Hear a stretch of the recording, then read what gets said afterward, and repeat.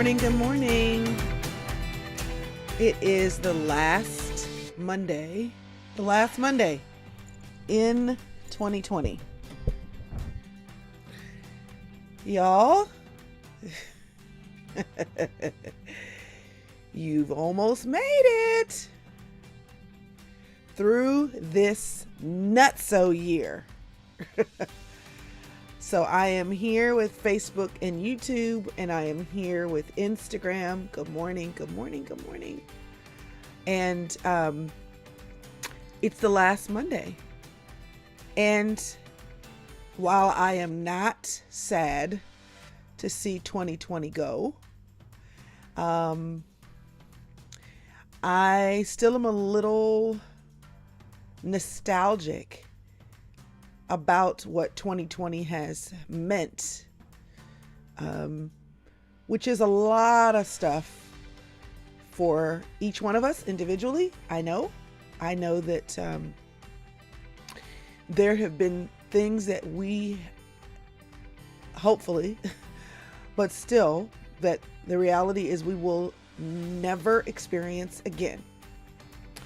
And this will forever be, for many of us, the year we stayed home, the year we lost a loved one, the year we homeschooled our kids for however long we did that, the year we had a cray election. It will be a year of things that we may never live through again. And that year, as hard as it's been, still marks our lives. And I am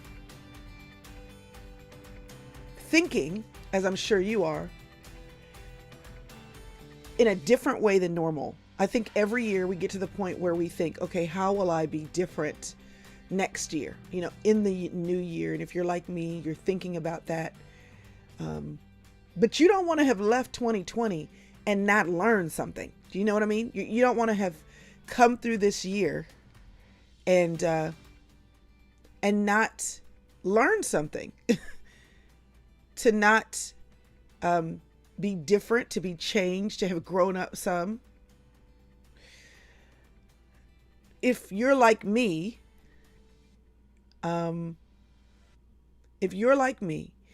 you probably learn something about yourself that you knew, but it didn't hit you in the face like it did in 2020. And you are desirous, like me, of having that impact you so that you actually are doing what's important, working towards the things that matter to you, living a life that you love because you recognize the brevity of life, that you are conscious of the importance of relationships for connectivity and for meaning, that you are aware, maybe now more than ever, that your relationship with God really matters, that connection with God has to be prioritized in order for you to really live the way you want to live. And so I wanted to talk to you today a little bit about what it looks like to take baby steps for these big goals that you have for 2020. Because here's what will happen, y'all. For many of us, if not most of us, we will start out with all the rocket fuel in the world, because we're motivated and we're feeling the thing. And if watch night service is still a thing for our churches, we will come out of that motivated. We will watch the ball drop, if it even drops. We will spend an evening at home and think, tomorrow my life starts. And we will not have done the thinking, the preparation for actually what that requires, because you are the same you that you were in 2020 and in 2019 and in 2018. And you are still going to be taking you into your new year. And so if you don't spend time with yourself to figure out what has to be different about you going into 2021, then you will do the same old things that you have always done. And so I want to talk to you a little bit about that because I want to warn you about a mistake that many people make that sets them up, that has set me up before for failure. And I want to warn you about that because if you are not aware of it, then you will make the mistake that typically, at least we've made one time in our lives or another, but most of us have made this mistake many times. And you won't be ready for what it actually requires. Okay? So, there are a few things I want to make sure you know about before I walk you through some of these little steps that can create big opportunities for big change in your life. I want to tell you about a few things, okay? So the first thing is, if you did not watch the live from last Monday, which I know that last Monday would have been tough to watch because it was Christmas, and you were probably preoccupied with other things. I'm glad you're here today. I baked for like an hour and 40 minutes. I gave my mother's pumpkin bread recipe and I played around with all of my technology to have multiple views. It was fun. But I also talked about a Bible study that's coming up that will walk you through the 28 days of prayer. It's a free Bible study that will start January the 18th. Okay, so I'm going to put that link up on the screen for you. And then I will tell the girls on Instagram because I can't, the technology. So it's Faith Gateway. And if somebody wants to be nice on Instagram and type that in, it's faithgateway.com/OBS. OBS. You can sign up for free and walk through with hundreds, if not thousands of other people, walk through the 28-day prayer journey. Okay, so that's number one. The second thing that I want to tell you about that is free for you is every year at the beginning of the year, I host a Coffee with Crystal. This is always on a Saturday, okay?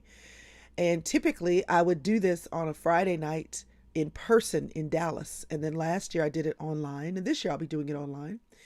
And the web address for that, to sign up for that, it's free, but you do have to register as well. crystalevanshurst.com/coffee with Crystal. crystalevanshurst.com/coffee with Crystal. So on Instagram, if you want to be nice, type that in for me. Appreciate your help. And basically that is me talking to you and kind of giving you what is my focus, my word for the new year, my admonishment for the new year. It's kind of like it's my opening sermon for the year. And it's really interesting how every year when I go back and look at what I said at the beginning of the year, how speaking life over your year can actually provide direction. And so you can do that for yourself. You know, you can give yourself your own word. You can give yourself your own direction. You can write some things on your on the walls of your own life. However, I want to encourage you with some specific thoughts about this new year, 2021. And so I will do that. It'll be on another platform. Won't be on Facebook, YouTube, or Instagram. It's on another platform that allows us to have greater connection. And you can register for that. That'll be this Saturday. I don't even know if we picked a time, but it's in the morning. It's in the morning, so I can get in your life and out of your life before you need to start that day. Start your day. Okay, so that's that, Coffee with Crystal. It's kind of like on my Monday Coffee with Crystals, but the big one for the year, okay? All right, so that's Coffee with Crystal. The other thing that you need to know about is that the Inner Circle will be opening January the 1st. So on Friday, the Inner Circle opens. And the reason why this is important, it's not that there are multiple levels to the Inner Circle. The main level, the first level, is always open. It's $5 a month. It allows you to support what I do, both in all of the fees for all of the services, for all of the live streaming, all of the girls who help out in the office. And it just says, hey, Crystal, I'm here and I appreciate you. But the upper levels are not so much where you want to support my work, but you also want to do your own work and you want more content from me, more support from me, um, community, and discounts on all the things that we do that cost. So those inner circle levels will open on Friday. The reason why this is important is because they don't stay open. They will close on January the 4th, Monday night. And when they close, they will stay closed until the end of March, beginning of April. Okay. And the reason is because we will be kicking off our next 90-day journey together. We're calling it My Next 90 because I really believe that if you can think about your life in 90-day sprints, that you can focus, that the goals aren't so big, like the whole thing that you want to do for the year. And they're not so small, like what I have to get done this week that's immediate. They allow you to break down your bigger goals into a period of time where the goals can actually be achievable, low-hanging fruit. And what we do is we teach you how to do that. And then we provide the content and context and community for you to get some things done. If you are new to the inner circle, then you get your 90-day planner sent in the mail for free. If you are a recurring 90-day or recurring inner circle member, you get access to this 90-day planner for half off. And so the doors open January the 1st, they close January the 4th, and we will be doing the thing together,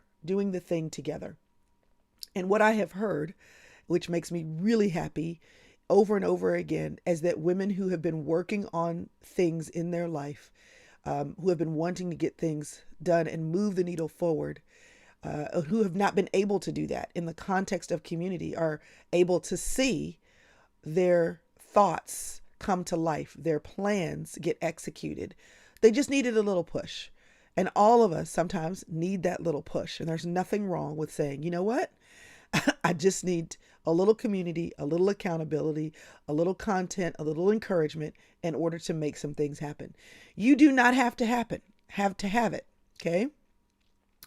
Let me tell you why I'm telling you that, because I don't ever want you to feel like you cannot make something of your life if you don't spend the money. It's not true. It's simply not true. But if you know that spending a little money, a little extra money will help you and you have it, then we're here to help. There are plenty of people that have done the whole thing without an online group and without a planner. They do. There are plenty of people, for example, that have lost weight and done it without Weight Watchers.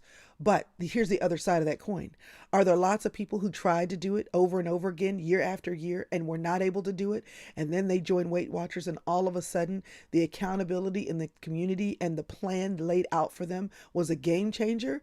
Abso-doggone-lutely. So what we're trying to do is provide community, context, the content that provides a game-changing situation for you to make game-changing moves in your life. So we're here for you to help and to serve. So that is my spiel about the inner circle, and I want to get on to what I want to talk to you about. Okay. Oh, there's one other thing I want to say, because y'all have asked me this question a million times. A million times. And I'm going to answer it now. And I've mentioned it before. So what am I going to do in the new year? Coffee with Crystal, Monday mornings, my weekly lives. And before that, they were daily. What happened? Well, my last one will be Monday, January the 4th. That'll be the last one that I do live on YouTube and Facebook and Instagram, because I will continue. Y'all are asking me for this. I'll put it back up on the screen. Y'all are asking because I plan to continue doing them live, but I will be doing them live with the inner circle. And then I will share the after the live, kind of the replay on YouTube, maybe Facebook. I'm not sure yet. But they will continue. We will just do that inside the inner circle. So that may be another reason if you want to be on live where I can take questions and put your stuff up on the screen if that matters to you. Some people it does. All right. And I see you all on here encouraging each other. I'm really grateful for that. Okay. All right. So let me talk about baby steps. Okay. Now, I did bring this on. I didn't think about it until I was talking about the planner. I did bring this on to talk about this, not so much to talk about the fact that you get it when you're in inner circle. And let me tell you why. Let me tell you why.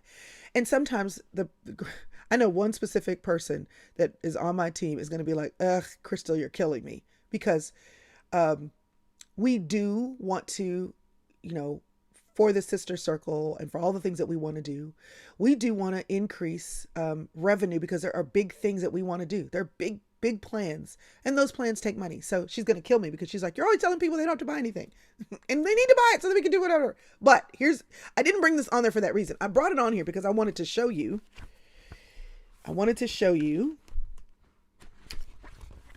the messiness that is my situation. So the way this works, and I'm sure in the past, somewhere online, I've talked about my process for productivity.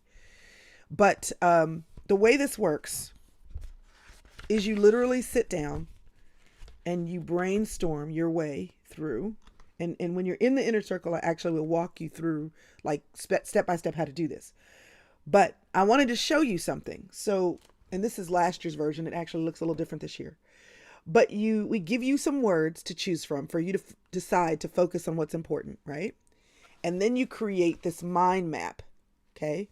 And the reason why I wanted to show you this, okay, the reason why I wanted you to see this is because my process is not neat.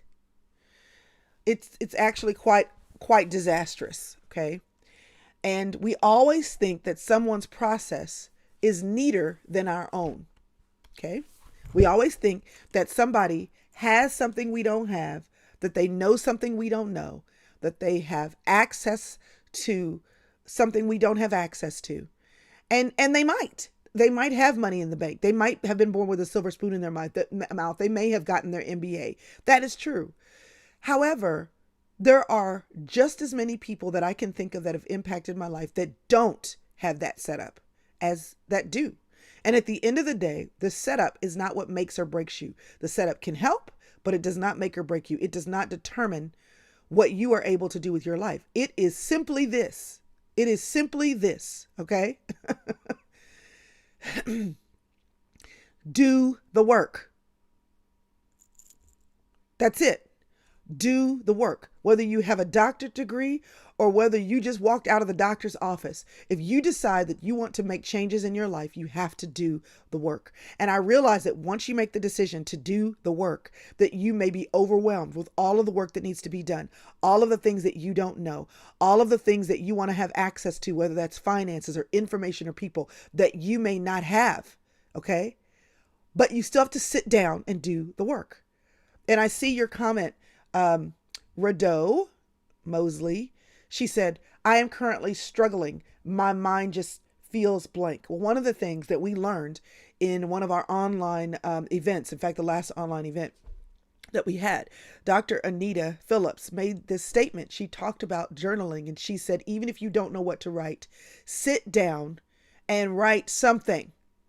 Like, even if you write the same sentence over and over again, if you start the process of doing the work that you're like, I don't even know what to do. But if you start doing something, you open the door for things to flow. And the work does not have to be neat. Now, I want to talk more about that, but I want to show you something else. So this is the first, okay, I'm going to show you a really messy page. So this is the first week of the new year. This is what my planner looked like, okay?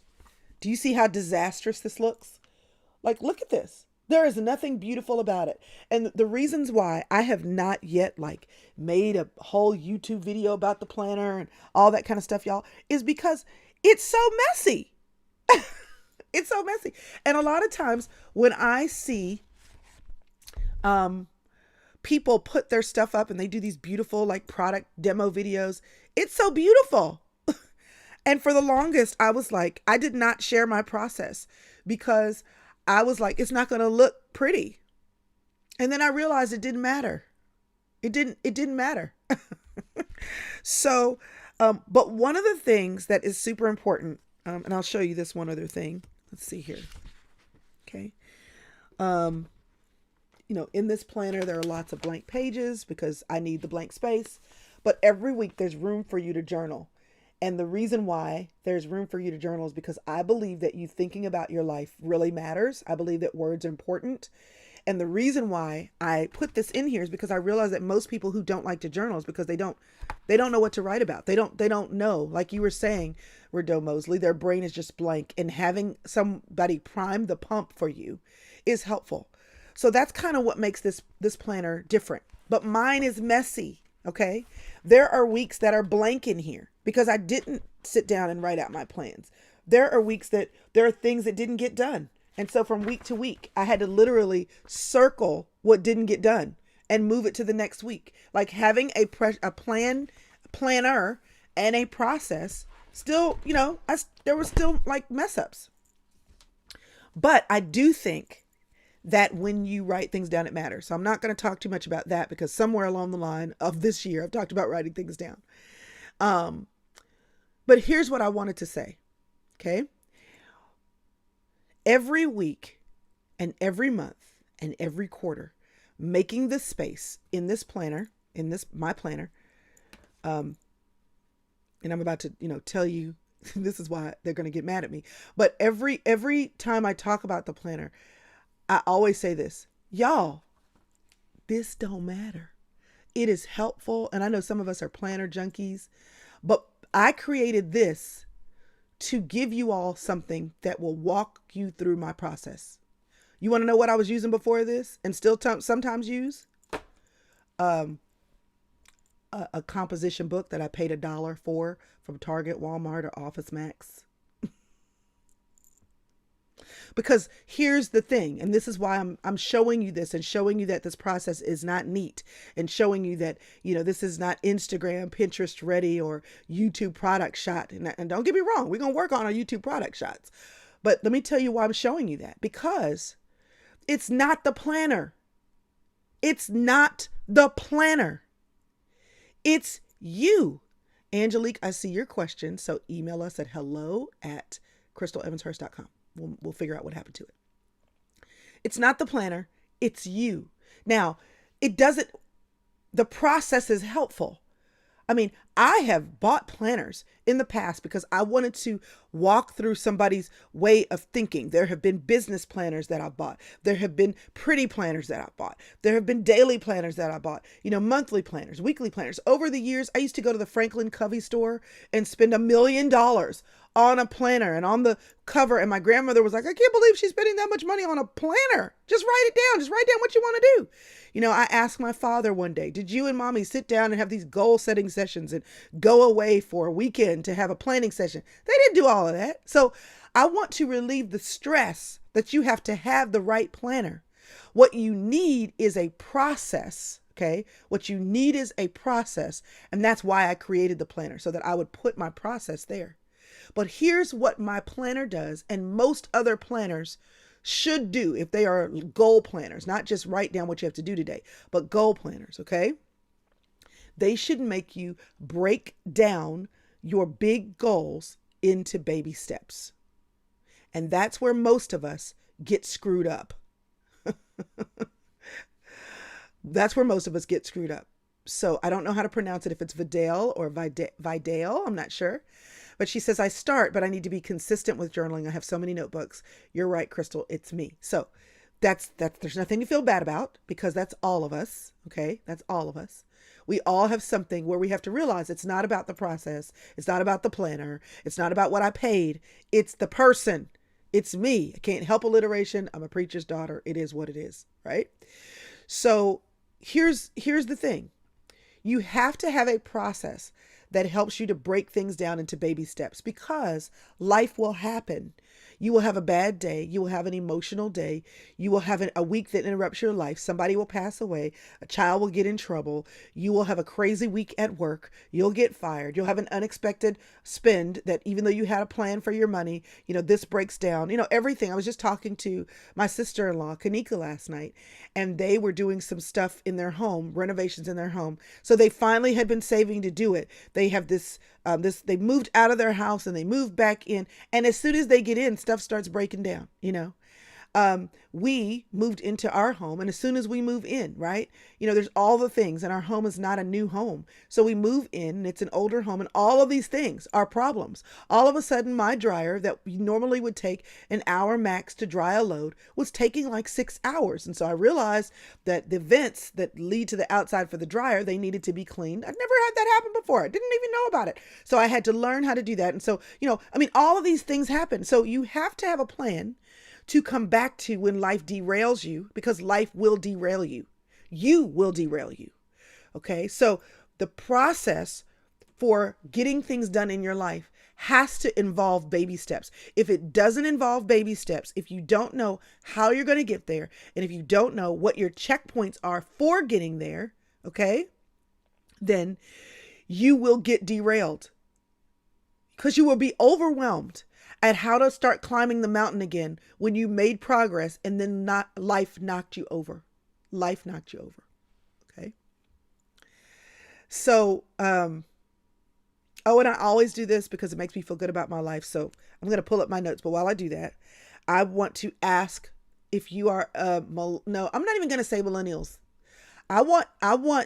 Zennials, I call them. So you're kind of Gen Z, millennial. I'm not sure where the millennial age ends. I know the top of it is like you're closing in on 40 if you're a millennial. But if you're Gen Z, you're still in your 20s, I think. I want to know if you're Zennial, kind of at the bottom level of millennial or Gen Z. If you're here and you're that age, give me a fist bump. Okay? Hey, Joanna. Okay. So if you're here and that's you, give me a fist bump. All right. So let me talk to you about a few ways that you can take baby steps towards your goal. All right. Let me give you some steps so you can take baby steps towards your goal. Okay. All right. Hey, Danielle, 32, Gen Z's, 1996, that one girl. I see y'all giving me fist bumps. Proud of you for being here. Let me tell you what's important, and everybody that's over the age of 40 will co-sign on this. There are certain things that you're going to hear in your life. There are certain things you will hear in your life. Are you listening? Listen to me. There are certain things that you're going to hear in your life, Steffi. I see you, Steffi. Okay. You're going to hear them. You're going to hear them. I see you, Shakira, and I see you, Desiree. You're going to hear them. You're going to hear them over and over and over and over and over and over. I see you, Deborah, 20 years old. I'm glad you're here. I see you here. Listen, but if you don't do them, if you do not execute on them, you will be 40 and think, I can't believe I haven't done that yet. Because I had the information. So I am telling you right now, Carol. Mike fell over. I'm telling you right now, Carol, 26. I see you. I see you. If you do not listen to what I'm telling you right now, I'm about to give you. It's really simple. It's really simple. This is not magic. It's not a secret. Okay. It's not a secret. But if you don't execute on what I'm saying to you, hi, Drew, 21. If you don't execute on what I'm telling you right now, you're going to realize later, I knew it, but didn't do it. And then you will realize that you lost out on the compounding effect of time. Hi, Cherie. Cherie, I'm going to call you out. Y'all, I've known Cherie for what, 30 years? And I'm going to pick on Cherie, but I'm going to ask everybody to answer this question. Who is over 40 or close to 40? Okay. What did you know in your 20s or early 30s that you did not do? And you could kick yourself right now for not doing it. You may have done it later, but you're like, I started way later than I should have. And I Cherie said, no. Yes, come on, Cherie. Come on. You're going to kick it off for me. What is the thing, y'all, that you knew you should have done in your 20s or your early 30s and you didn't do it? And now, Cherie said, I was supposed to write. Because you're a ridiculously great writer, Cherie.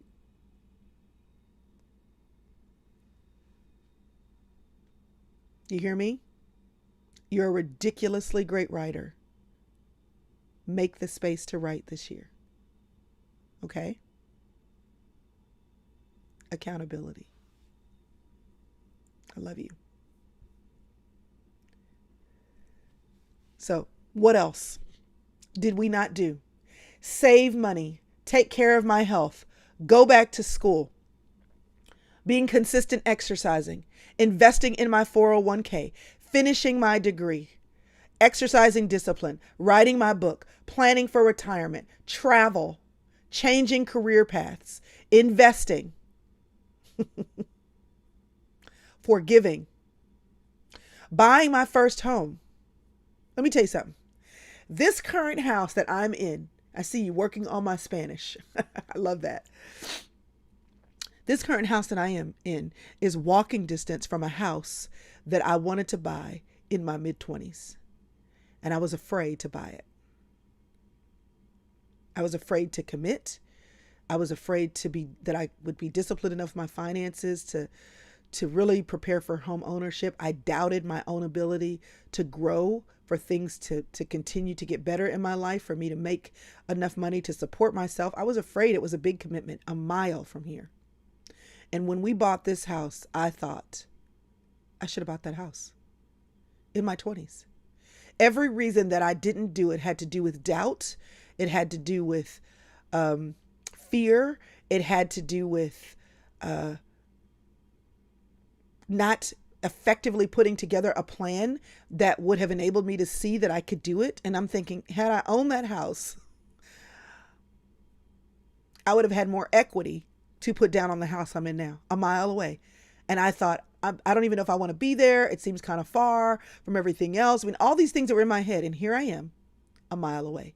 Let me tell you something. Life is full circle. And if you don't do the things that you know you're supposed to do in your youth, the things that are eating at your heart, the things that are wisdom, the saving, the traveling, the going back to school, if you just don't do it, if you just don't do the thing, life is full circle. You will come back later and see that the things that were in your heart to do in your 20s did not go away. They didn't go away. You are who you are, the soul of you in your skin. You're going to carry you with you for your whole life. And you will realize in your 40s that you should have done it. Emily's being brave here and sharing something hard. She said, I should have let go of a very toxic relationship in my life. I held on far too long and I lost valuable time. God has restored those years and I'm grateful for the lessons that you've learned. Oh yeah, absolutely. Absolutely. You will learn the lessons and it will make you better. But, and here's the thing, time is the most precious commodity that you have. You doggone Skippy, Michelle. Yes, ma'am, I sure am feeling it now. Y'all can tell when I start getting into my preacher voice that I'm feeling it now. And yes, Justine, doubt and fear will keep you trapped. 100%. 100%.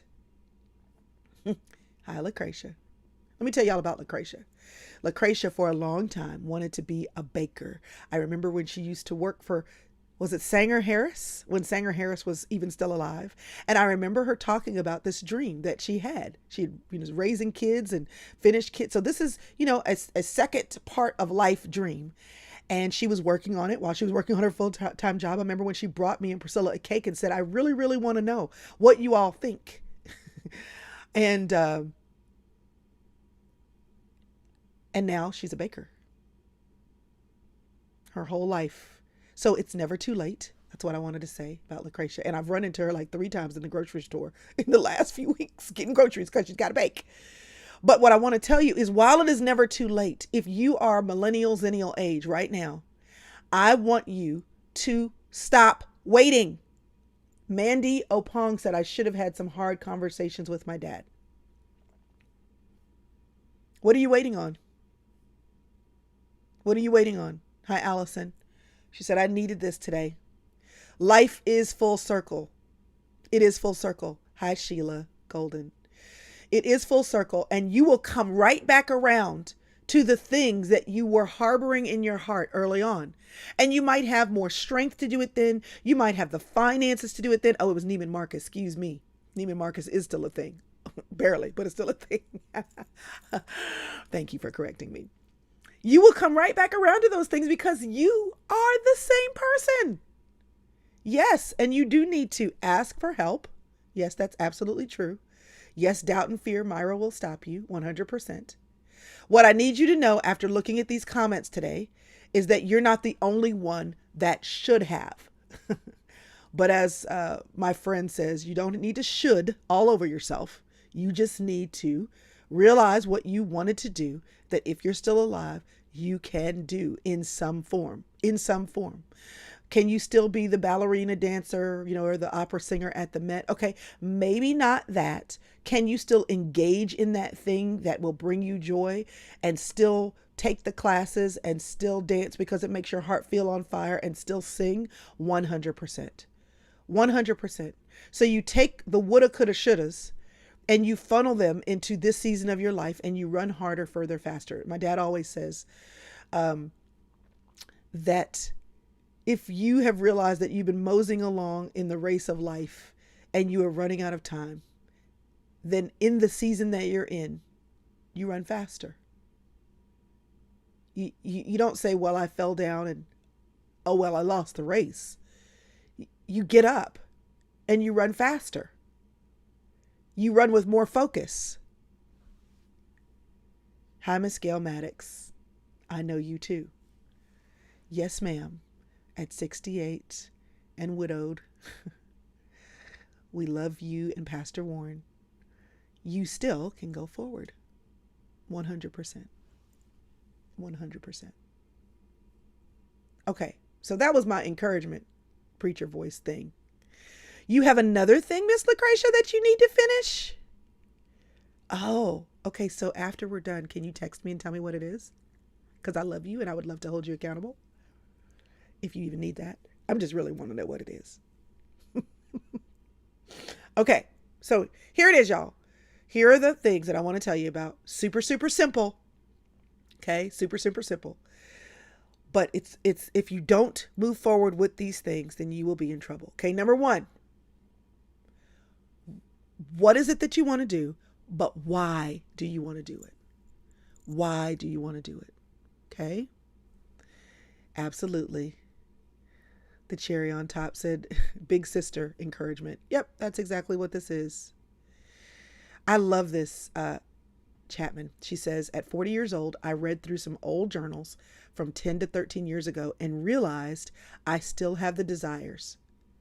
If you look back, you'll realize that some desires do change with age, but a lot of the core things that you wanted, especially when you were a teenager before the world told you that you couldn't do it, you still want those things. You still want those things. There are some things I still want to do. But why? Why? Shonda Stigall, who is like an honorary team member. She's probably watching right now, but hates that I'm calling her out. She was in a record store in Carrollton last night, and I didn't even know there were still record stores. So now I'm going to have to go visit the record store. So while she was in the record store, she said, oh, we were on the phone, and she says, oh my gosh. And I knew it. I knew before she told me what she was going to say. I said, girl, did you find my mother's album? She said, yes. Yes, I found your mother's album. See, some of y'all didn't even know. My mother recorded 2 albums. Why? Why did she record 2 albums? Because she loved to sing. And that had always been a lifetime goal. And when she recorded her albums, me and Priscilla were teenagers. I think I had one of them. I had graduated from high school. It still mattered to her. Of course, with my mother passing away, we're looking around and we're looking at all the things that, maybe we didn't look at. We have different eyes. And in a curio cabinet in the front room, there are these things that were important. But that was the front room. We didn't get to go in the front room. We weren't even, you didn't go in the front room. And there's a curio cabinet with things that were important to her. So I was snooping around in there one day with her, and she pointed to something, and she told me what it was. So I knew that particular thing had writing on the bottom. And so she put a Post-it note to tell us what it is. So I'm now going in there looking at all the other things I didn't know. I don't know why they're in there. And some things have writing on the bottom on a Post-it note, and some of them don't. Gail said, I have her records. I have her tapes, y'all. But one of those things with a little trophy, and inside the trophy, there's a Post-it note, and it says 1966 singing competition, first place. Because when she was a teenager, she was singing. It was important to her then. And the culmination of her singing career in her mind was recording albums. So in her late 30s, she did the thing. Because the desire didn't go away. It was embedded in her. Why? Because she loved to sing and because she wanted to share her voice with the world. That was a dream of hers. It was important. So, your why matters. Even if the why is, I just love it and it's just a dream, it's just a goal, that's enough. That I will feel that I lived my life if I do this thing. Health is easy. I want to live long. I don't want to be taken out of here prematurely because of an addiction that I have to sugar or salt or soda or sweet tea. That's your why, right? You want to live. Okay, I want to write the book because there's a story that I have. And if I don't put the story out there, then the story dies with me. That there is something, a voice that I want to put into the world. Okay, maybe your why is because you know what it is to be in debt. You know what it is to be poor. You know what it is to not have enough. And you don't want the generations to come after you to not know what to do with money, to not know how to make wealth, to not know how to save. You want to get your life together financially because you want to leave an inheritance for somebody else, or you want to show your kids how it's done. And if you don't have the good habits, then they don't have them either. The first one is why. Why do I want to do the thing? Why? Start with your why.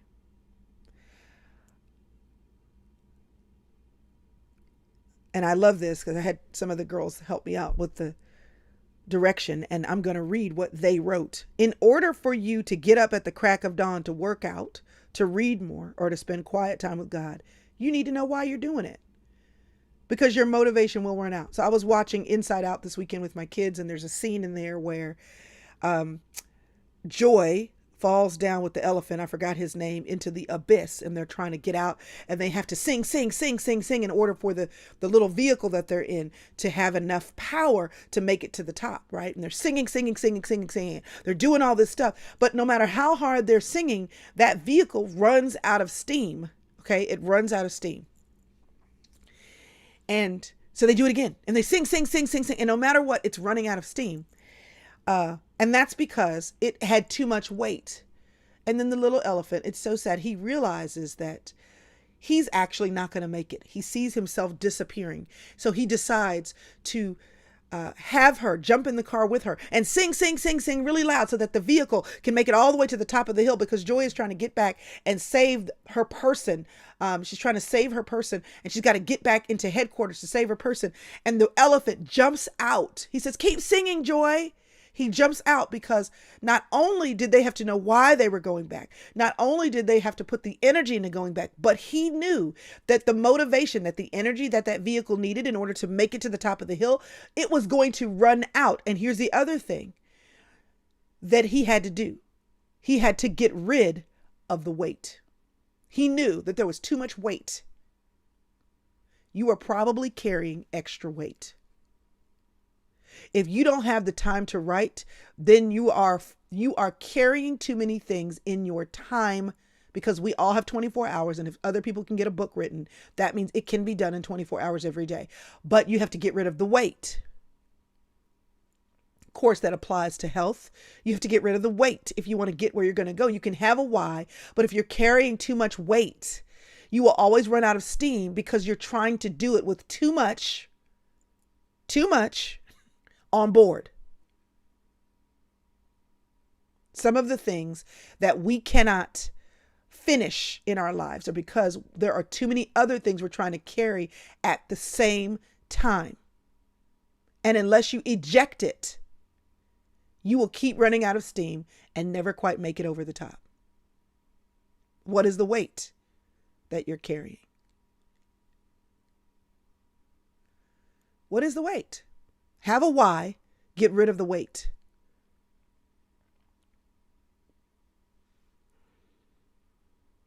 What is your weight?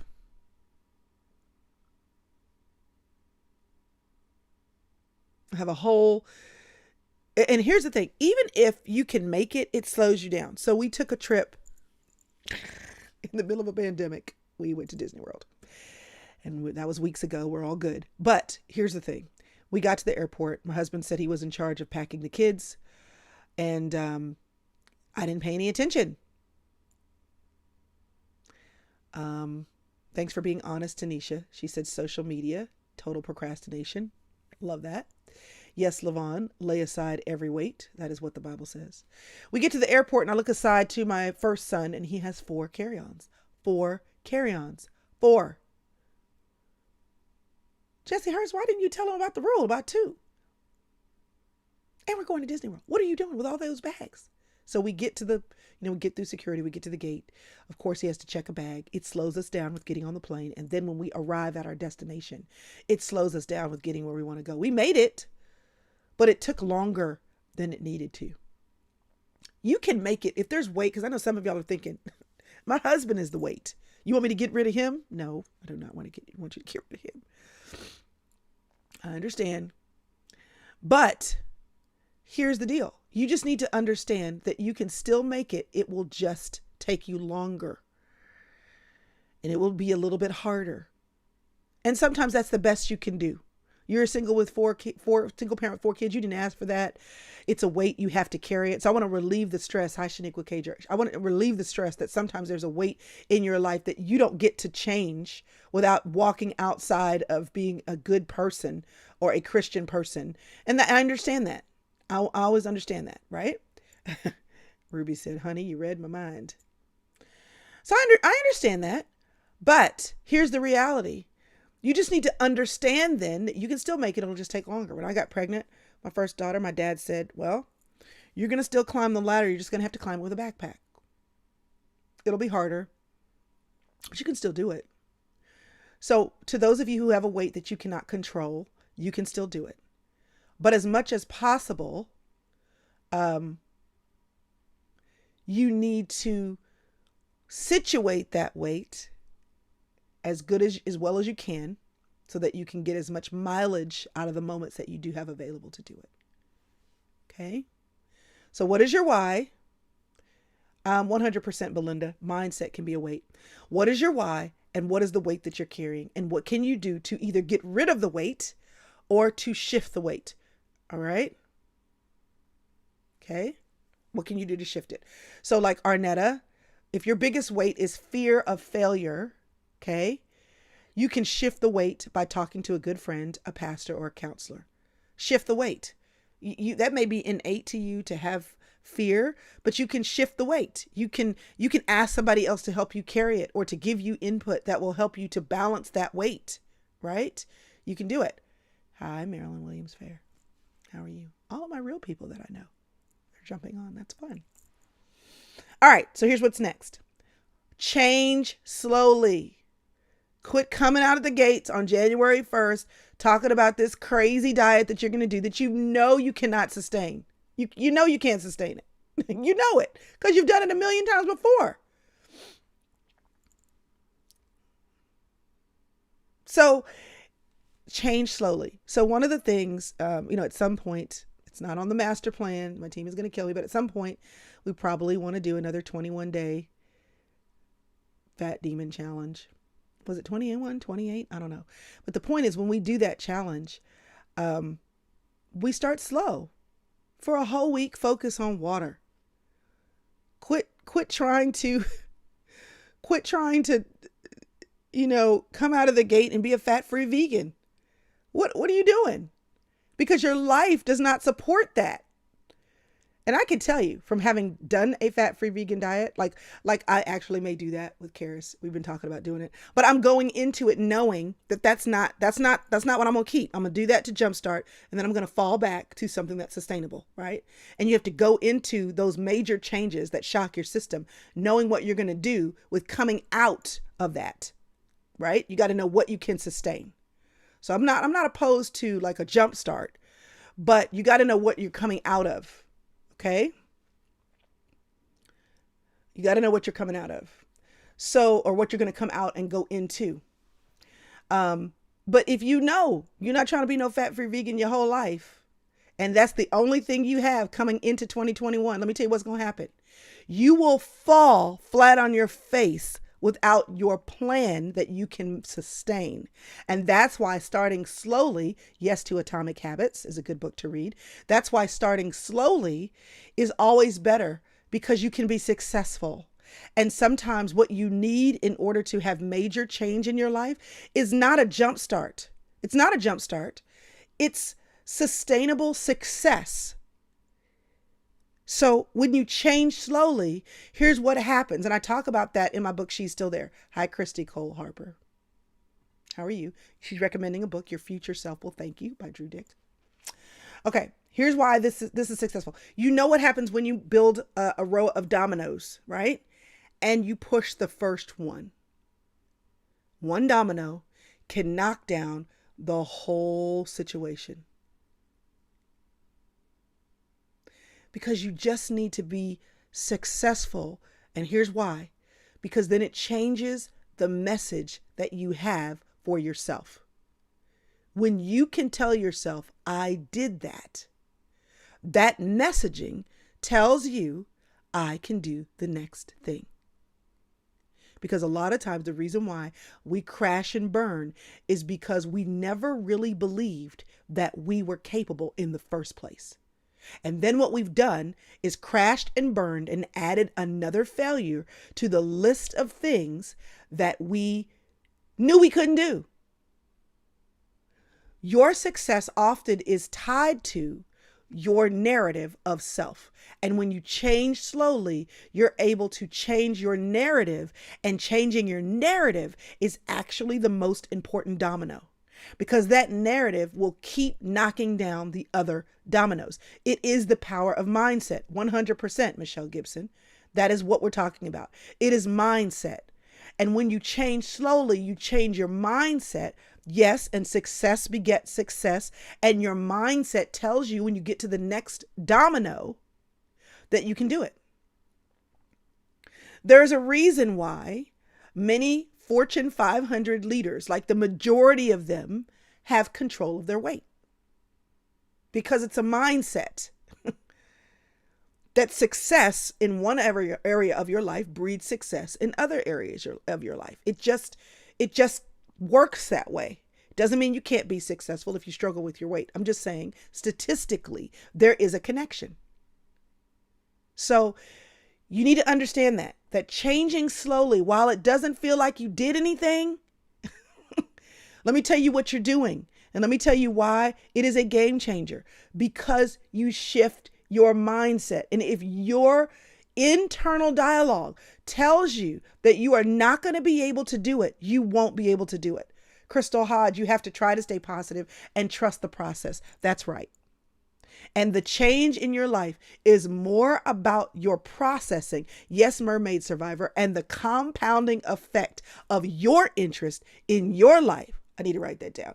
Your mindset is a process. And if you stick with that process, you will experience the compounding effect of your interest in your life. Just like there's the compounding effect of money that happens in your life when you just stick with the change slowly.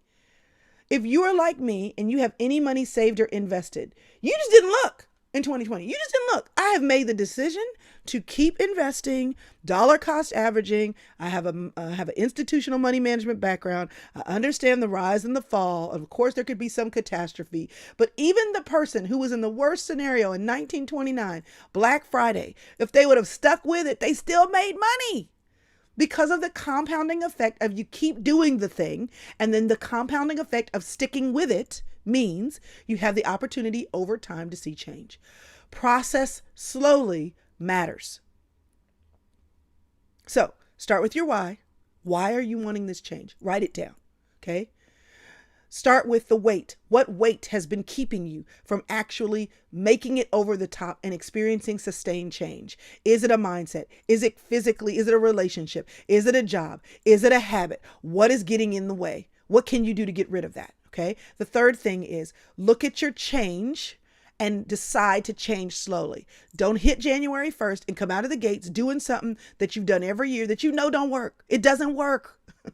Okay. Next thing. Exercise consistent discipline, And some of you all have been saying that in the comments. I understand that.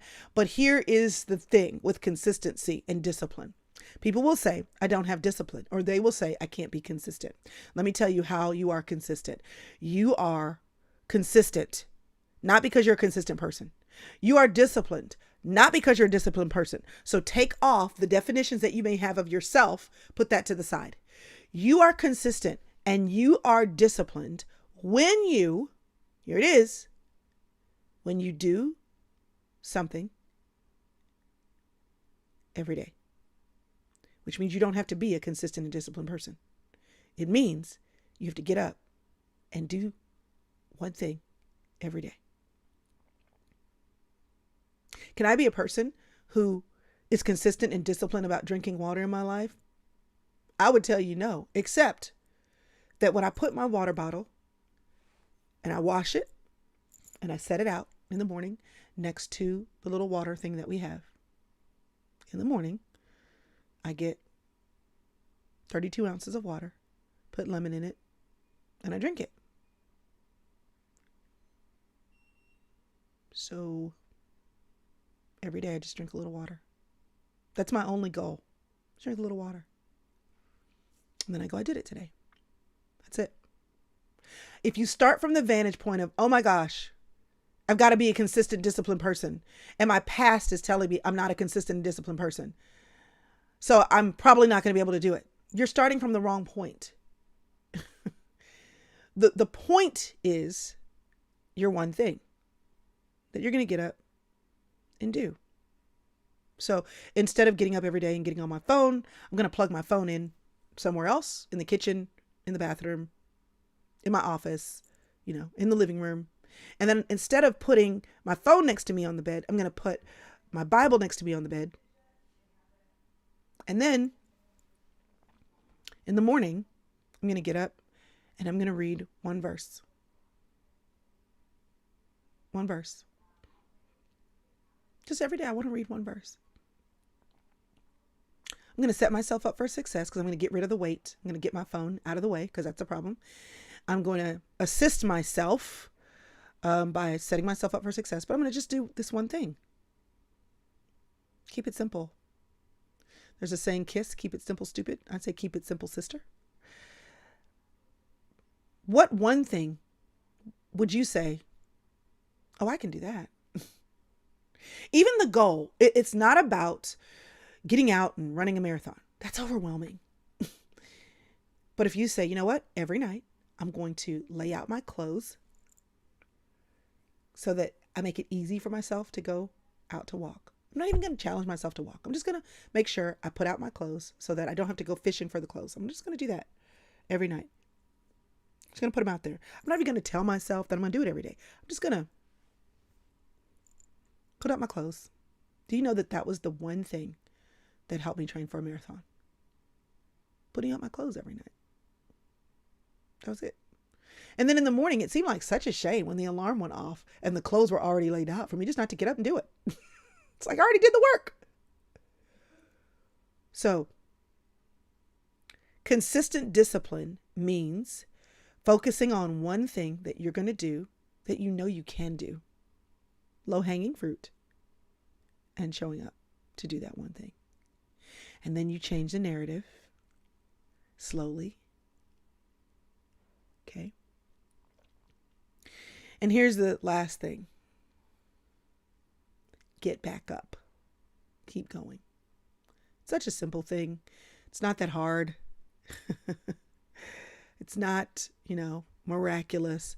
But if and when you fall, if and when you get off of your rhythm, if and when you break your chain, Jerry Seinfeld would talk about the chain of consistency, and he would write a joke every day and he would check it off on his calendar, and his goal would be to not break the chain.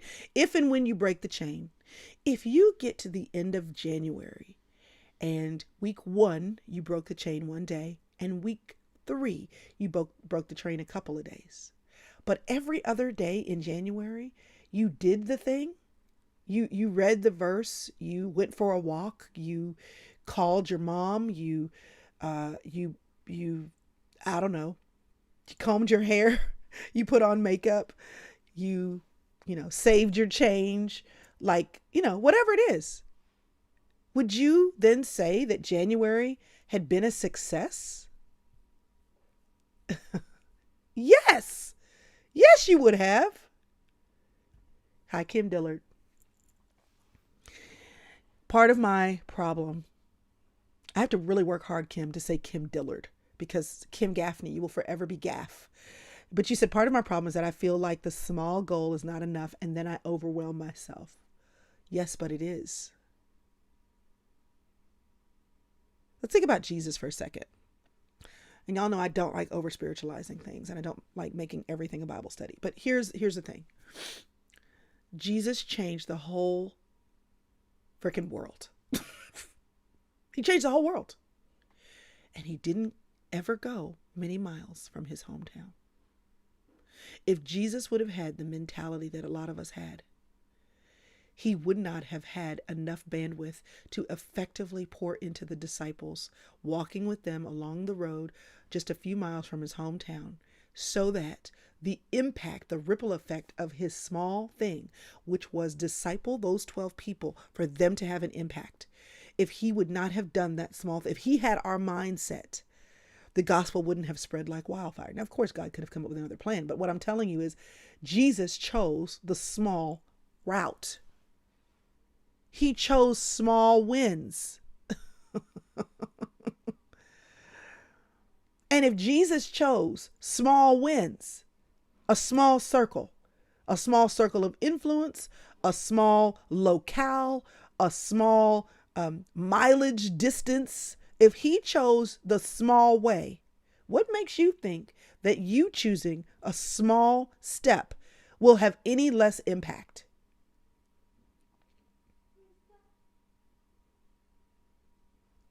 What makes you think it'll have any less impact? So what I want you to understand is that the small steps matter. And when you fall off, first of all, the fall from a small step is a lot easier to recover from than a fall from a tall ladder. So quit climbing the ladder and going, oops, I fell and I hurt myself.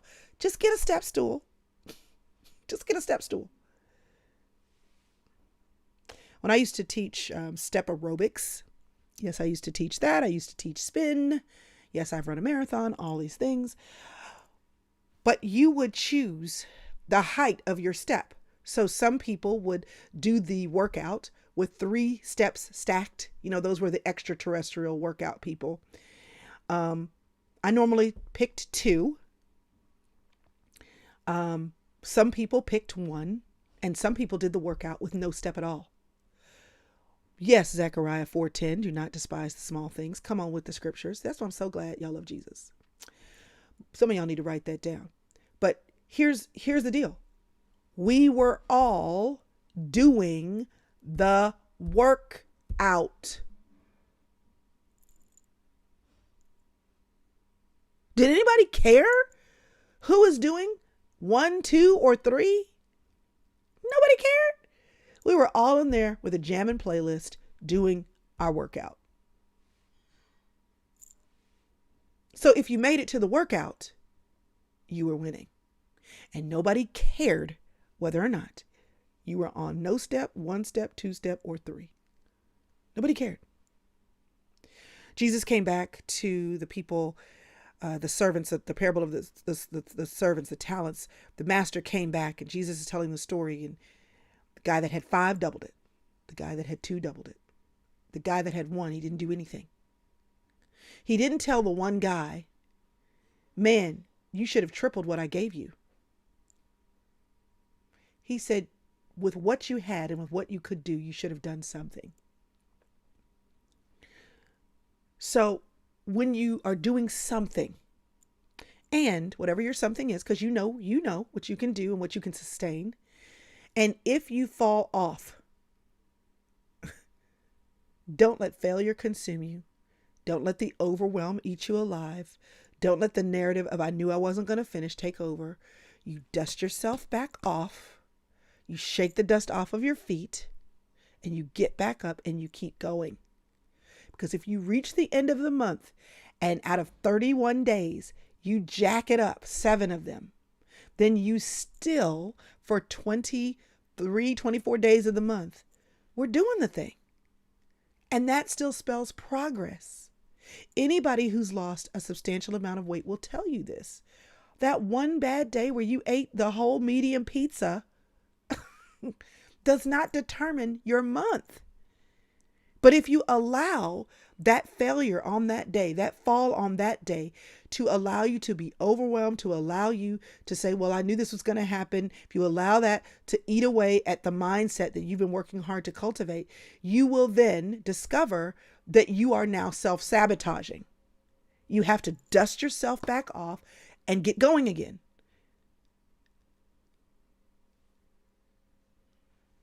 You have to resist the urge to believe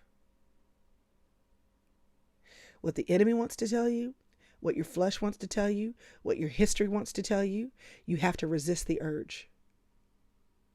And you have to say, soul. That's why David was successful. Do you know how many times he had to tell himself? He had to speak life to himself. He would say all the things to God. Why are you letting this happen? This sucks. Where are you? My enemy's this, my enemy's that. And then he would say, but I will rejoice in the Lord. But your loving kindness endures from generation to generation. But your goodness and mercy will follow me all the days of my life. Like he would come back to his senses and say, but let me set the record straight. You have to decide to set the record straight, whether you are setting it straight with the enemy and him coming after you, whether you are setting it straight with your people, whether you are setting it straight for yourself. You have to get your script that you're going to say over yourself. That's why I believe in writing things down and using your lipstick or expo markers on a mirror. That's why I believe in the note cards in your car. That's why I believe in affirmations. That's why I believe in memorizing scripture. I believe that you have to know what you're going to say to yourself when you fall off. You may not fall off. But my Bible says all we like sheep have gone astray. So it's the likelihood that you're not going to eat perfectly, the likelihood that you're going to miss a day of working out, the likelihood that you're going to say, I'm going to write every day, and that this day you're not going to write 500 words, you're going to write 20, that day will come. And when that day comes, what's your script? Write your script down in advance. Write it down in advance and put it somewhere so that when you have a break in your chain, you know how to get back up on your step again. Yes, Lori Hostetler, it's that simple. You speak life. I've said this and she's still there. You are the only person who is with you all the time. So you have to learn to be your own best friend, and you have to learn how to say those things to your soul. Soul, I will live and not die.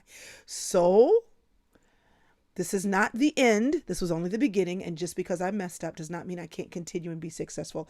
And you do know that one of the biggest traits of people who have mastered success in their sphere is that they have scripts, they have resilience, they decide to get back up again when they fall. The question is not, did they fall? The question is, when they fall, when they fell, did they have a plan? Did they know what to say? Did they get back up? Did they have a script? Did they have people? Did they have support? Did they have something that was a tether for them?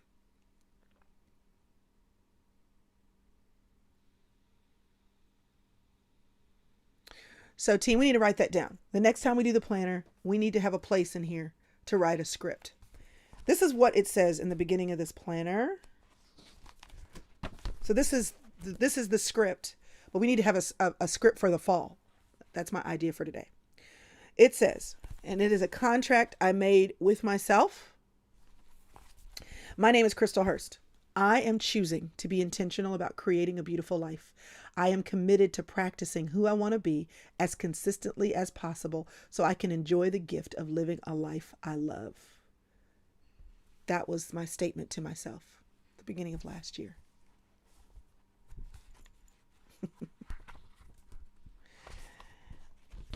But now that's what we'll add. Let me tell you this. I talked to my friend Chandria last night for 3 hours. It was one of those conversations we never get to have. That's why I'm late today, because I needed a little bit more sleep after that conversation and staying up late. But she was telling me, as a counselor, she said, here's the thing I want you to know. Cherie, write that and send me that today. Then I'll quote you the next time I write it down, right? I'll be like, Cherie said. Okay. She said, listen, and she's a counselor. She said, I counsel all kinds of people. And she said, and I get to counsel people who we would consider are very, very successful, that they're pretty well known and that they seem like they have it together. She said, let me tell you something. Crystal, their life looks like your life. All the questions you have, all the things you don't know, all the things that get screwed up, all the things that that you're trying to figure out, all the things you think people have that you don't have, the experiences, the money, the staff. She said, everybody's just walking around here trying to figure it out. Everybody. There is nothing. Here's what I want to say to you. There is nothing you do not have. Let me say this a different way. There is nothing you need to live your life well that you can't either learn, create, or be. Because everybody is having to learn it, create it, or figure out how to be it. Everybody's trying to figure it out. Everybody has to decide on their why. Everybody has to lay aside every weight. Everybody has to figure out how to take change slowly. Everybody has to figure out one day at a time how to be consistent, how to exercise discipline. Everybody has to figure out when they get overwhelmed, when they fall off, when they have a day of failure, how to get back up and keep going. Everybody has to figure it out. Everybody. So guess what that means? That means you can figure it out too. That's what it means. Now, I know we all have different starting points. We do. And I'm aware that if somebody left you and saddled you with an enormous amount of debt, that's a rough starting point. I realize that if your mother died when you were 10, that's a rough starting point. I realize that if you don't have a college degree and you're trying to figure out how to better your life, I realize that is one of the entry tickets that can make life a little bit easier sometimes. I understand that.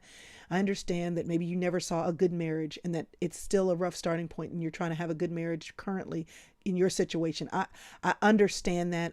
I understand that. But here's what I want to tell you.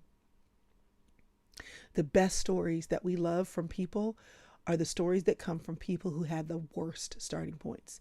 Why?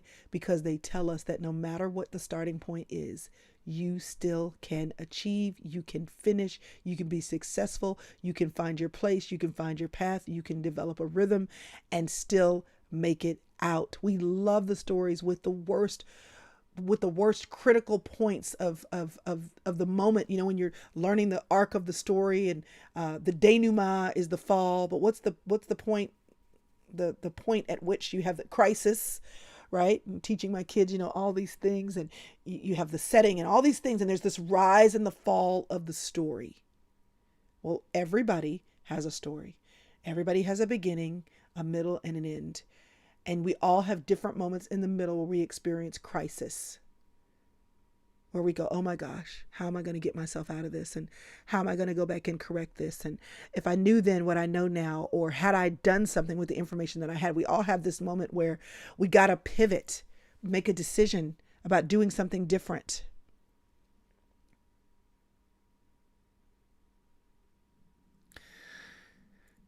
But that's what makes a good story.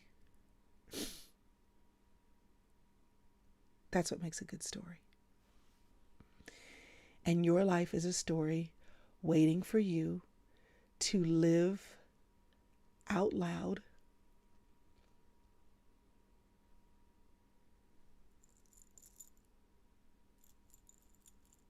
And the only person that can write it is you.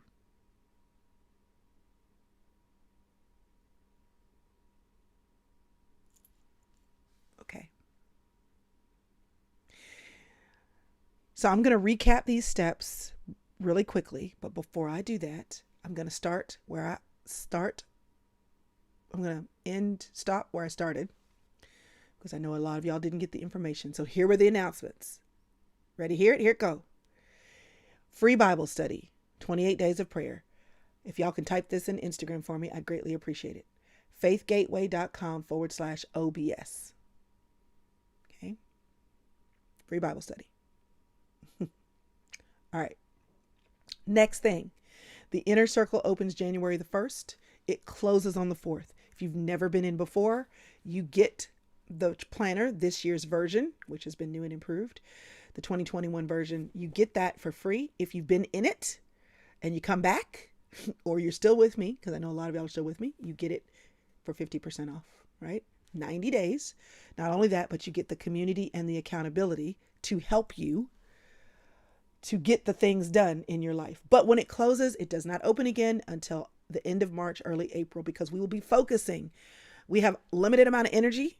And so if we deal with open and closes all the time, or if it's always open and we have, then that doesn't allow us to focus on the women who are in there. So that's the goal. We stop it so we can focus and give everybody time and attention in there. Y'all, there are hundreds. Let me see. You got like almost 1,500 women in there.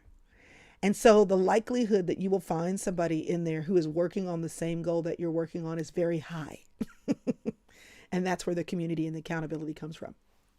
So put it on your calendar. You can always join for $5 to say, Crystal, I want to support you. But on January 1st, the other levels open. And the other levels are where the magic happens, because it's not just about you supporting my work. It's about me supporting your work on you. crystalevanshurst.com/inner circle. That's where you go to join. Mark your calendars, because January the 1st, all the levels will be open. And then this Saturday, mark your calendar and go sign up, because even if you're not able to make it on Saturday, you will be able to watch the replay if you're signed up. And this is where I talk about this coming year. crystalevanshurst.com/coffee with Crystal. It is more about where I kind of let you in on some of the secrets, the things that we're working on this year, the plans. I think we have giveaways. It's like a little party. It's kind of like a beginning of the year party. And it's where, and, in the past, it was kind of unique, because I would say it's my opportunity to come out of the inner circle to share with everybody. But I've been sharing with everybody all year long. So we will make it special. We'll do some giveaways and share some things. But if you are looking for kind of additional stuff from me, that's where you want to go to get it. crystalevanshurst.com/inner circle. When you spell my name, Crystal, don't forget the H. Crystal, CHRY. And then the last time I will be going live, at least for my consistent lives, on Mondays, is next Monday, because we've decided to make that a perk for being in the inner circle. So that I can more effectively take questions, get to know you, so that we can, so that I can do that and kind of take that to the next level. And I will, do lives here and there occasionally throughout the year, but those weekly lives will then belong to the inner circle. So last Monday is our last QC. QC was a 2020 phenomenon, because I wanted to be helpful to you. I wanted to encourage you. But as you launch into 2021, those training wheels will come off and we will bring them inside the family room. There are a lot of things that I've been doing in 2020 that I have to, and this is what happens when you grow, right? This is what happens when you grow. When you grow, and by grow I mean not get bigger, but when you get older, you start to realize what are the things that you have, because we all have limited time, right? We all have a limited time. That when with your limited time, you have to say, this is what gets my attention. Like, I only have so much time. This is what gets my attention. And I've had to do that at home. I've had to do that with work. I've had to do that with a writing project that I'm furiously trying to meet the deadline for. And there are some things in 2021. I'll repeat it in just a minute, Instagram. There are some things in 2021 in order for you to do the things that you know deep down that you are supposed to be doing. You know it. You know you need to lose the weight. You know you need to write the book. You know you need to finish that degree. You know you need to spend more time with the people that you love. You know that you need to get off your phone. You know that you need to declutter your closet. You know these things. You know you need to save the money. You know that you need to deal with the unforgiveness. You know you need to get the counselor. You know. But in order to make room for these things, in order to make room for it, you're going to have to make some decisions. And those decisions won't always be easy to make because we're attached to the things like the QC. Like, I have to tell you, like, even as I talk about not doing it anymore live on YouTube and Facebook, there's parts about that don't feel good, but there's a limited amount of time. And we all have to make decisions with what we do with our time. Hi, Catherine Fitz. So there are going to be decisions that you're going to have to make, and that the way you did it in 2020 is not the way that you're going to do it in 2021.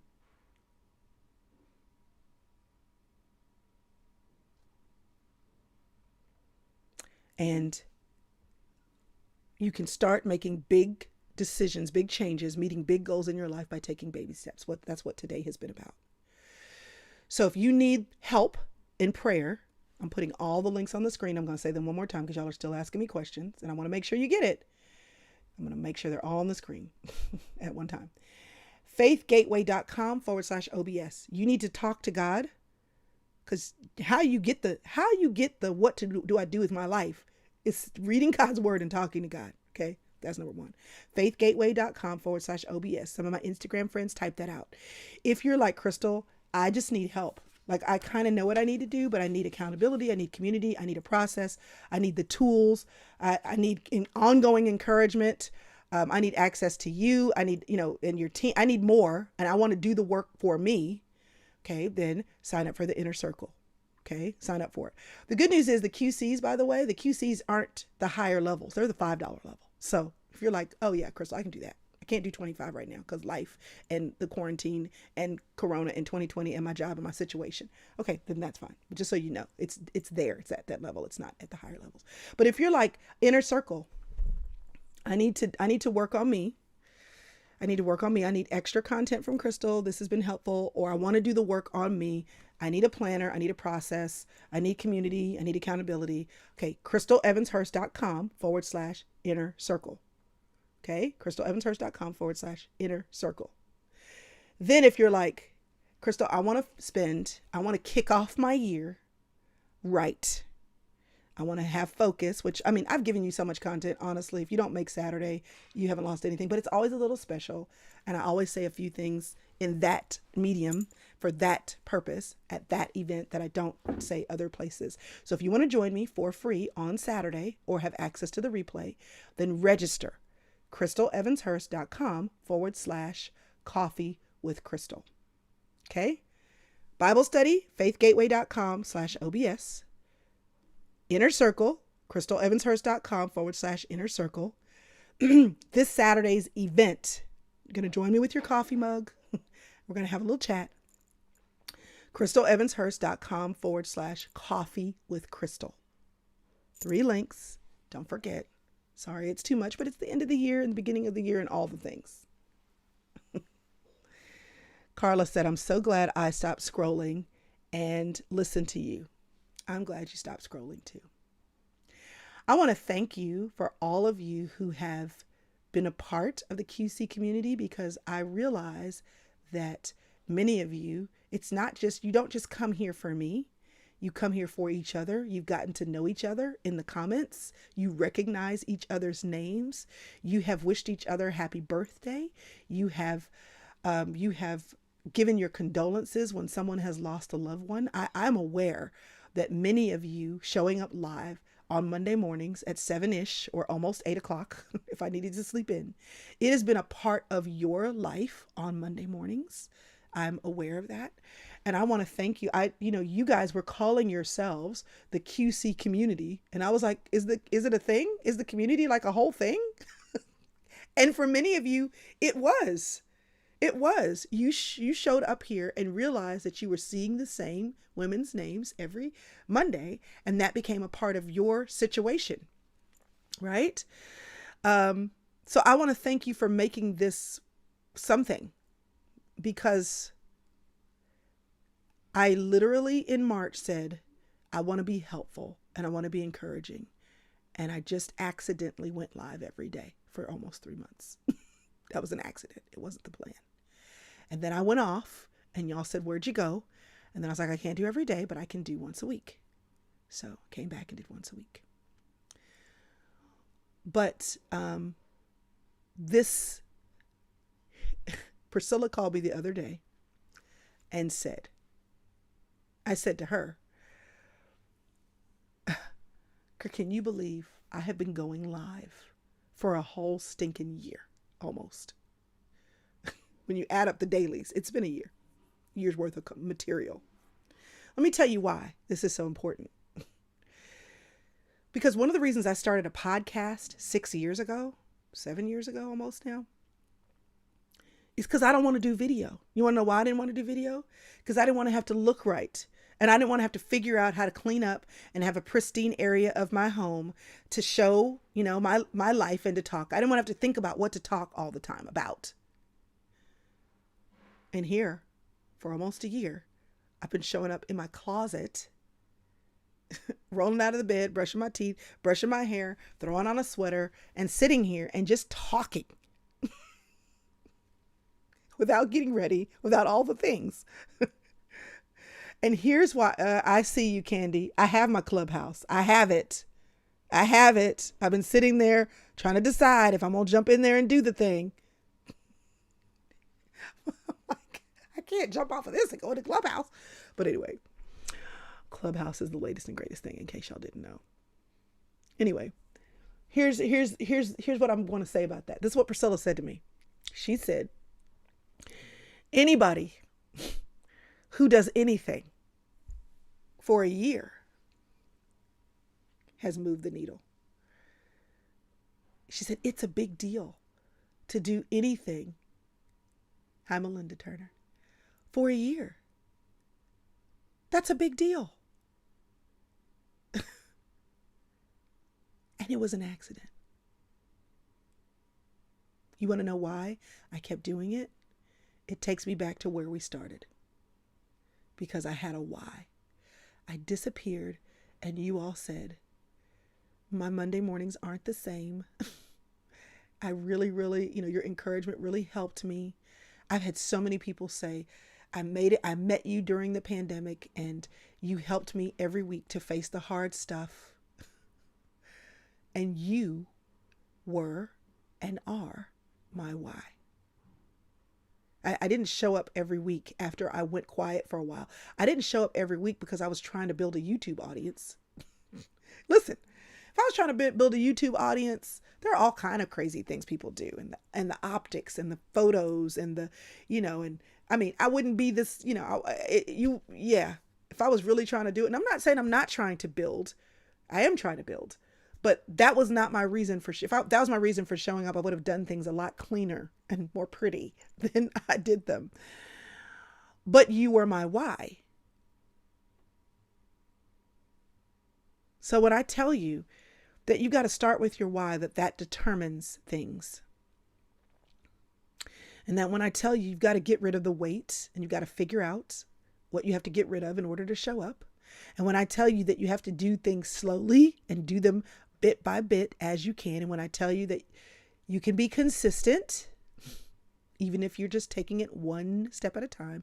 And when I tell you that when you fall off, and you will, that you just have to figure out what your script is and get back up.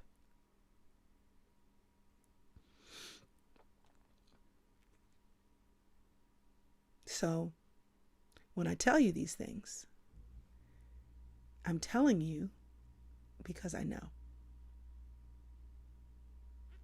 Tamika Walden said, "You helped me start my business this year."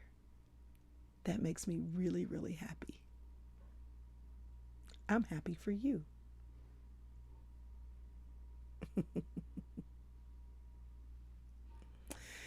So, okay. TT said, "What days do you do the inner circle?" The inner circle is an ongoing platform for access to extra content, tools, community, accountability for you making major changes in your life. The Faith Gateway Bible Study for 28 Days of Prayer starts January the 18th. Coffee with Crystal is this Saturday. I don't even know what time it is, but I know it's in the morning. So if you sign up, you'll get all the information. It's great. Right now in the inner circle, we have been dousing you all with content because y'all get the free content before we make it available to everybody else in 2021. And that's what's happening in the inner circle right now. So it's a kind of an ongoing thing. Shauna said, "You helped me to start my ministry." Monica said, "You helped me get the sewing machine and make the quilts." That makes me really happy. And guess what you all made me do? You made me get on video. Like live video, like consistent video.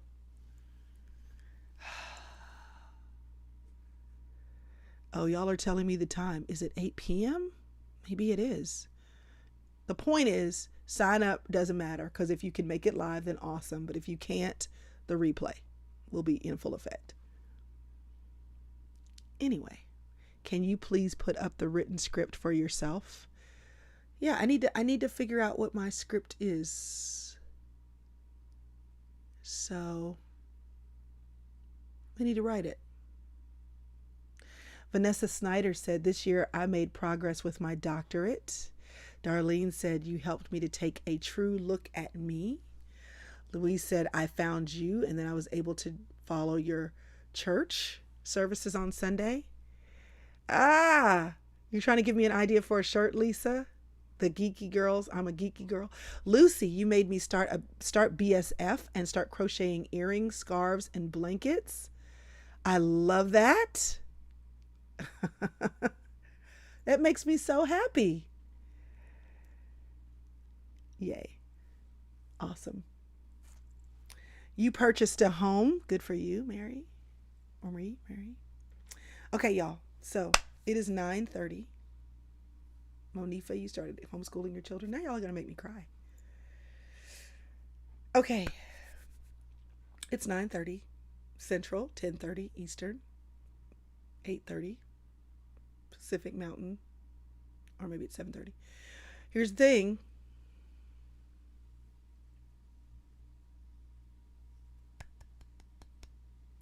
This is your life. You are still here.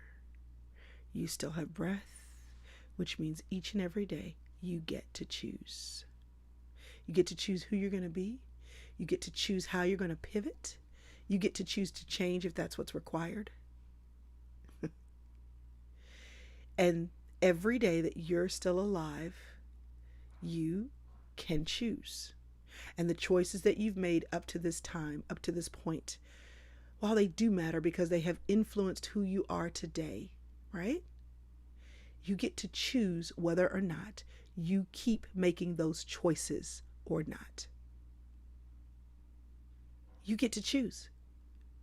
In the Garden of Eden, That's what God gave Adam and Eve. He could have made them love him. He could have forced them to obey. He could have totally blocked off any chance that they had of choosing anything other than him. And you want to know what he gave them? He gave them the ability to choose.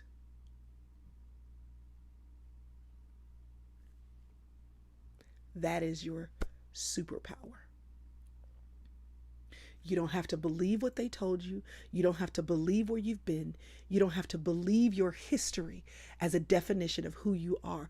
You get to choose every single stinking day. So, if you don't do anything else, choose to show up for your life. And everything that I'm doing, all it is trying to help you do just that. Okay. So, join the Bible study, faithgateway.com/OBS. Join me on Saturday for Coffee with Crystal, crystalevanshurst.com/coffee with Crystal. If you want to keep getting QCs, which we'll call it something else in the new year, join the inner circle. If you want to do the 90-day journey, we'll open that up on January the 1st. Y'all have been hearing me talk about all the things. If you're like, I don't want to do it by myself, then get a friend to come do it with you.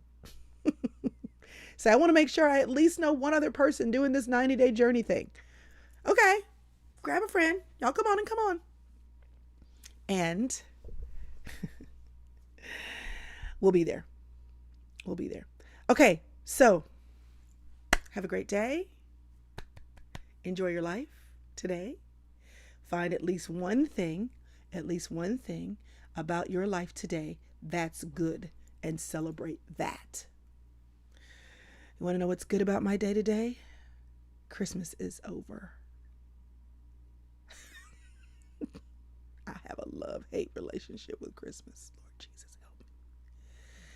Okay. Insert chair dance. Every year, I'm just like, oh my gosh, I'm not going to make it. Like I literally this year thought, I think I'm going to tell my kids, we're not doing gifts at all. I resign. I'm done. And then I remembered that I have a 12-year-old and that would have really been sad for him. My teenagers could have handled that, but my 12-year-old wouldn't have been able to handle that. Oh, goodness. Okay, so last thought I will leave you with, because I see all the questions, y'all. I see all the questions. Here's the thing. If you don't do not one thing, somebody said, wow, you still here? Yes, I'm about to get off though. Go to my website, crystalevanshurst.com, and sign up for my email list. If you can't remember, if you're like all these things, then just sign up for the email list, because we always send out an emails that have all the things in it. There you go. The end. Hopefully that'll help you out. All right, y'all. Like my daddy always says, I love you with my life. Have a great week. It's the last week of the year. We are headed out of 2020 and into 2021. And you want to know what? It might be a hard thing, depending on what you're leaving behind. But life is always good. So, Happy New Year, and I will see you on Saturday for Coffee with Crystal.